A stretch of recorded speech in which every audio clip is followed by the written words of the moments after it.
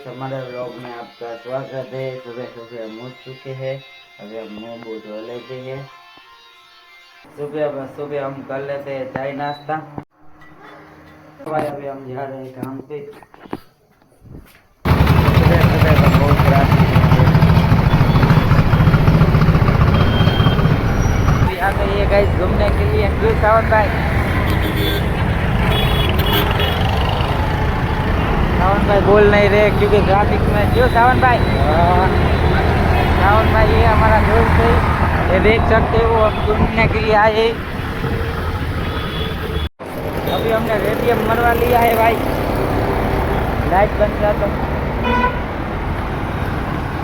अभी हम जा रहे हैं घर पे। Thanks for watching. मिलते हैं दूसरे व्लॉग में। बाय।